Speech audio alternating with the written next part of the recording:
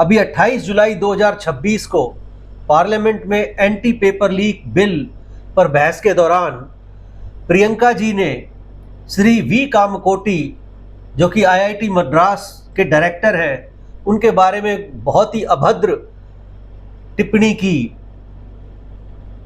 उन्होंने श्री वी कामकोटी को गौमूत्र एक्सपर्ट बताया। तो राहुल भैया भी कहां पीछे रहने वाले थे।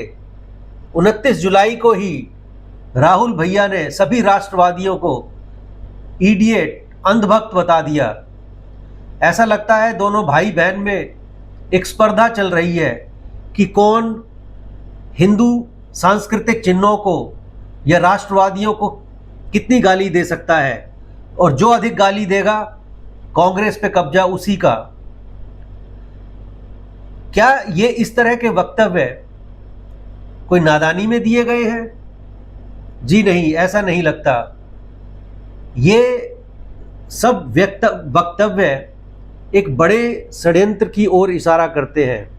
वो षड्यंत्र जो आज से लगभग 200 साल पहले शुरू हुआ था मैकॉले के द्वारा, कि हिंदुओं को डिमोरलाइज करो, उनको ह्यूमिलिएट करो, उनके जितने भी शिक्षण संस्थान हैं उनको खत्म करो, और ऐसी स्थिति पैदा कर दो कि हिंदू अपने आप से घृणा करने लगें, वो अपने आप को कमजोर समझें, वो अपने आप को निम्न समझें। और इसी षड्यंत्र का जो कॉन्टिन्यूएशन है वो इस तरह की भाषा का प्रयोग है। ये उन सभी सभ्य और बुद्धिमान व्यक्ति और पढ़े लिखे व्यक्तियों को डराने की कोशिश है कि अगर आप किसी भी भारतीय संस्कृति के प्रतीक चिन्ह या हिंदू संस्कृति के, हिंदू धर्म की किसी भी मान्यता को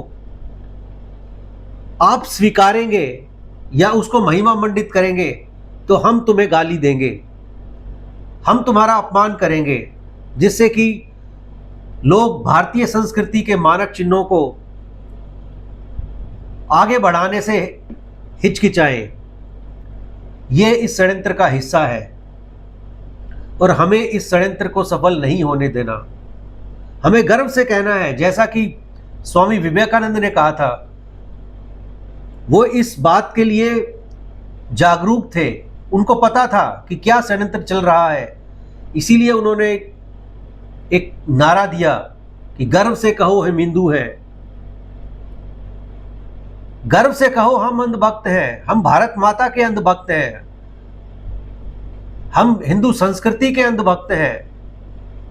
हमें गर्व है, हमें गर्व है अपनी गौ माता पे, हमें ये कहना होगा। और हमें श्री वी कामकोटी के साथ खड़ा रहना है। वो अकेले गौमूत्र एक्सपर्ट नहीं है, हम भी गौ भक्त हैं। हमें इसको अपमान की तरह नहीं, एक कॉम्प्लीमेंट की तरह लेना है। एक साइंटिस्ट गौमाता की रेस्पेक्ट करना जानता है, उसको गौमूत्र के गुणों का पता है, इसमें कोई शर्म की बात नहीं है। शर्म तो प्रियंका जी आपको आती है अपने भारतीय होने पर। आपको मैं एक सलाह दूंगा, मैकॉले का अंधभक्त होने से भारत माता का अंधभक्त होना बहुत अच्छा है। काश कि आप भारत माता की अंधभक्त बन जाएं। मैकॉले की अंधभक्ति छोड़ दीजिए, इससे ना आपका भला होगा ना आपकी कांग्रेस का। और अगर आपने हिंदू नौजवानों की बात सुनी होती तो आप सत्ता से बाहर नहीं होते। जो नौजवानों की बात ना सुनने वालों को इडियट बता रहे हैं, वो सबसे बड़े इडियट हैं। आप जिहादी नौजवानों की बात सुनते हैं, हिंदू नौजवानों की बात नहीं सुनते और सत्ता से बाहर रहते हैं। तो बड़ा इडियट कौन है? जरा सोचिए, समझिए और मैकॉले की अंधभक्ति करना छोड़ दीजिए। इसी में कांग्रेस की भलाई है, इसी में देश की भी भलाई है। धन्यवाद।